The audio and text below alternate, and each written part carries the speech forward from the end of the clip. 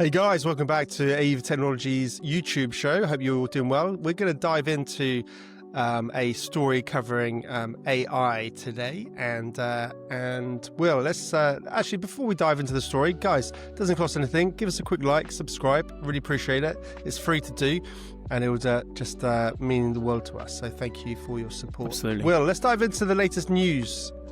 Let's do it. I mean, it's not strictly AI, but it's been a hot topic at the moment. And I think that it's an interesting topic to talk about as well. I'd love to get your thoughts on it. So I'll very quickly open up the article and talk to you about it. And then let's launch in and get your thoughts on it straight away. And then I'll give my thoughts and we'll do what we normally do. So we'll have a good chin wag. We'll have a good chin wag. Oh, by the way, Ben didn't mention, we've changed the format. We've got new software, new lighting, new setup, and we're trying to keep the videos to 10, 12 minutes, talking about one topic particularly, just so we can go in a little bit more depth. And we'll see how that does. So yeah.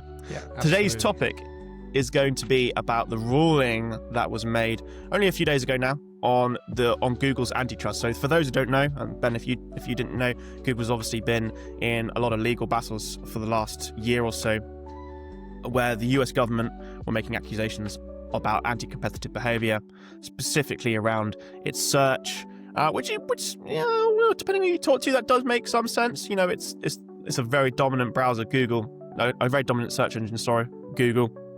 They pay Apple an extraordinary amount of money to make it the default browser, the default search engine. I keep getting mixed up. The default search engine on the iPhone. But the reason I'm thinking the browser is they also control Chrome, which is the most popular browser in the world. So you're using the most popular browser in the world, owned by Google, to use the most popular search engine by Google in the world. And then they also have a massive ad network, which is by far the biggest in the world too. So you can understand sort of where this sort of antitrust ruling comes from. However, they've actually been allowed to largely go on and keep doing what they were doing without any sort of restrictions, which was a surprise for a lot of people, because we've talked on the show before, Ben, about Chrome being potentially detached from Google and being forced to sell it, as well as other rulings that would cause Google to break down its huge empire. So, but none of this has happened. In the ruling, they only have to share a certain amount of data with competitors. So they have a huge amount of data, and they're required to share it with competitors to improve their search services. They're also required to put together an oversight committee, which again will monitor the activities within Alphabet generally to make sure that it's adhering to antitrust laws. And that is largely it. Other than that, they're allowed to operate pretty much as they were. So this antitrust ruling was a little bit anticlimactic. But as we did yesterday, I think what would be interesting is to get our thoughts on antitrust in general and what we think. Do you think this was a fair lawsuit to bring to Google? What do we think about these big tech companies and the monopolies that they're creating? Maybe we could circle it back briefly to AI as well, because we've spoken, at length about democratizing AI and bringing it to the people and not having it owned by big corporations. So I think we have fairly complex views on antitrust. So, that's what I think we should talk about today. Yeah, no, definitely. It's I have a real sort of think on things like this, because ultimately what you've got is a really successful business. The market has decided that they are the number one. It's not a case of magically they are number one. They just created a really good product. So if you go out into the marketplace, you create a really good product and everyone loves you, it feels wrong in many ways that you get them penalized for that success. Having said that, what we've got obviously is state intervention, where that the power of these tech companies, particularly Google, we're talking in this case, becomes so huge that are they looking to break potentially break up its power base for other reasons over and above just competitive reasons, antitrust and all those types of things? Or are they trying to minimize the power of these tech giants? Because ultimately most things now are driven by the tech sector in terms of economic growth, in terms of economic activity. You look at any of the indices, in the what's the one in America? I keep saying the FTSE 100, but it's not the FTSE. It's whatever it is in America. It's the whole market's driven by the big seven. Whether it's Apple, whether it's Google, or whoever. So it's the main growth is from those sort of tech companies, and there's a huge amount of power. I mean, these companies have more money than most countries, which is just mind blowing. And I think ultimately we are going to see a shift in terms of the power relationship over time, because I think the nation states, you could argue is still clamoring onto power and still clamoring onto control. We can talk about CBDCs. We can talk about the centralization of data, and governments are trying to sort of keep control of their population. But as the workforce become more tech orientated and more mobile, the state's losing control. So I think there's probably multiple elements at play here. I think at my core I struggle with businesses being hamstrung by compliance, but I understand there is that layer of the state so-called doing things to protect the people, but we as we've seen, we've got to question that. So I've got mixed feelings. I think it's in many respects it's down to the marketplace to build up competitors who can actually compete for market share rather than state intervention. So in many respects it's probably a good thing, but then we also know monopolies can be dangerous and can be bad as well. So a little bit mixed feelings. It'll also be interesting to see, what's going to happen, if anything, with that potential sale of Chrome to that AI company. Well, that's not going through anymore. So the ruling has been dead in the water. Dead in the water. So Google's allowed to largely operate, without any restrictions that were talked about. They're allowed to. All they have to do is basically share competitor data, share their data with competitors and have an oversight committee, and that's pretty much the long and the short of it. I think I have mixed feelings about it as well. I think that it's always, because again, a couple of weeks ago we spoke about how Google is actually investing a lot of money in building power plants as well, in joint with energy companies in America.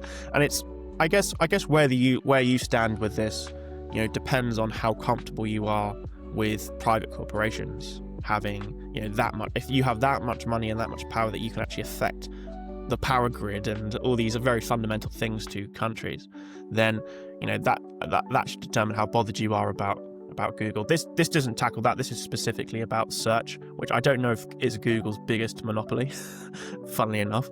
But I think for me it's the same, mixed feelings. I do struggle with the idea that you can build up a very successful business over the course of 25, 30 years and no one can compete with you based on the fact that you just have the superior product, and then you get shut down for that. I do also understand, the ideas of free markets and the fact I don't deny that Google hasn't done anti-competitive things to try and keep that top spot beyond just building a great product. For example, paying off Apple billions of dollars a year to make sure that they're the only browser and the only search engine that ends up on the iPhone. I mean, you can argue whether these are competitive behaviors that allow people to come through that don't have billions of dollars but a great product.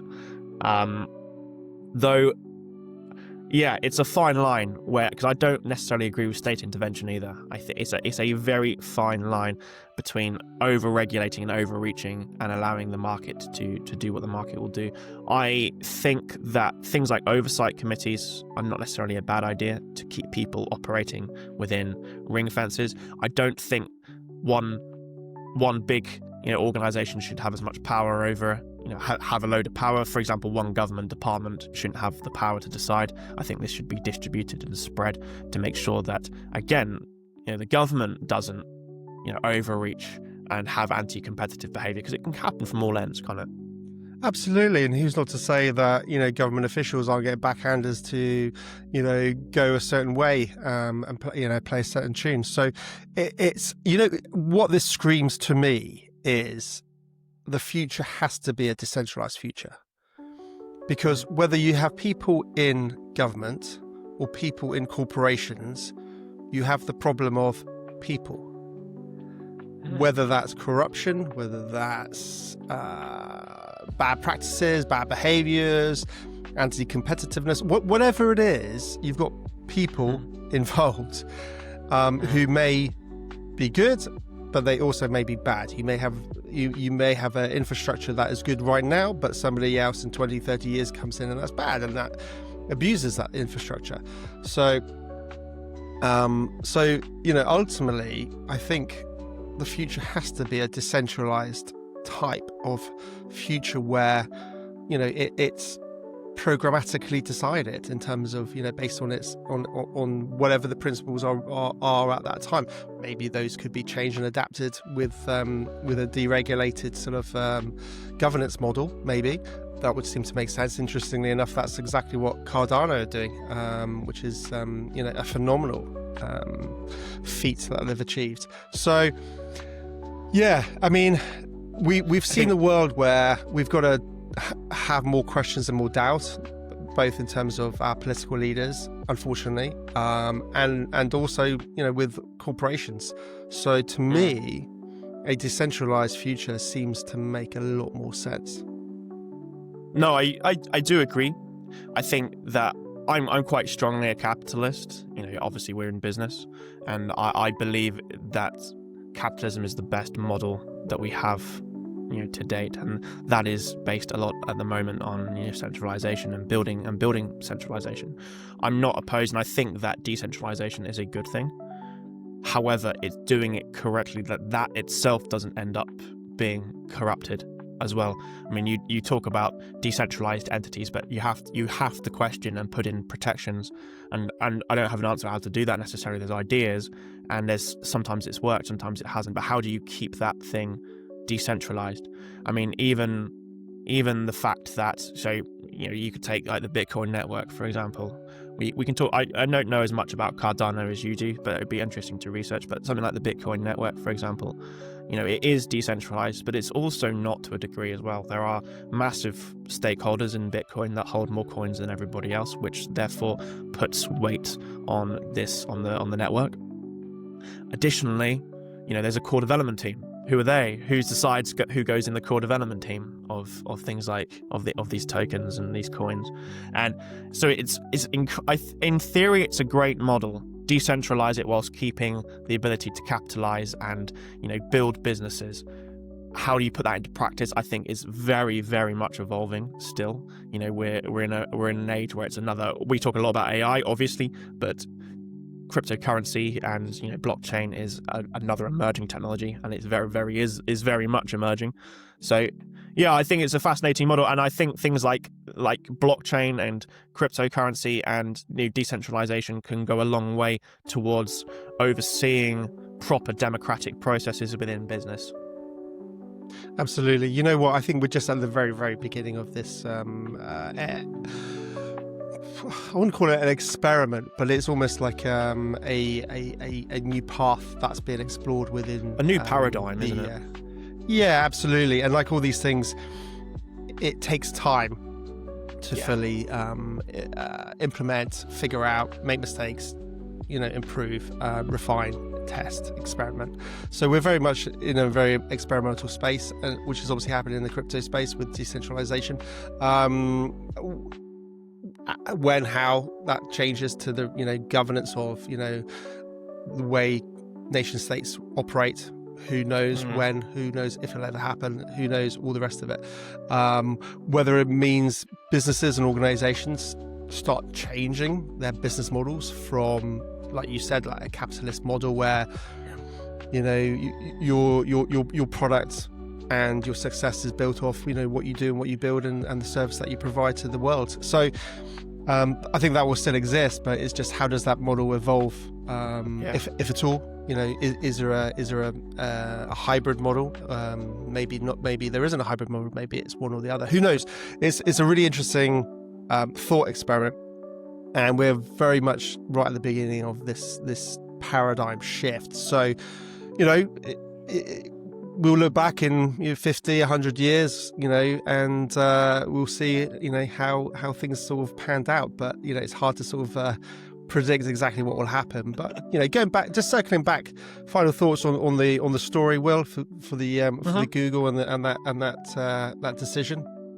Go for it. I think I mixed feelings about it. I think ultimately I am glad that they weren't forced to sell off Chrome and break down their business. I think that is an overreach by government.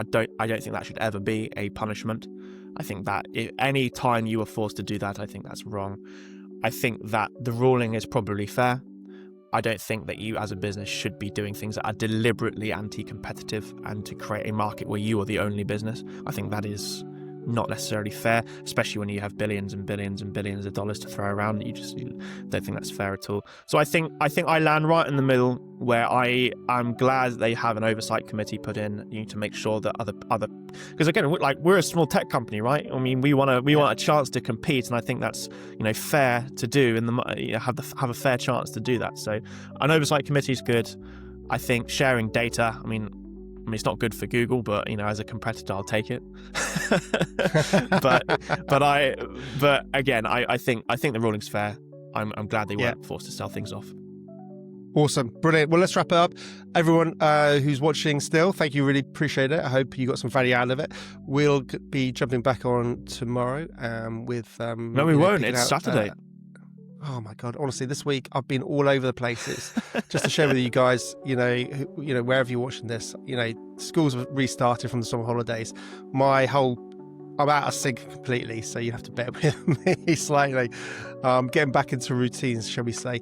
So we're gonna have a weekend off, which is gonna be nice, and then back on it on Monday. Absolutely brilliant. All Amazing. Right, we'll see you then, guys. Take care. Thanks for watching.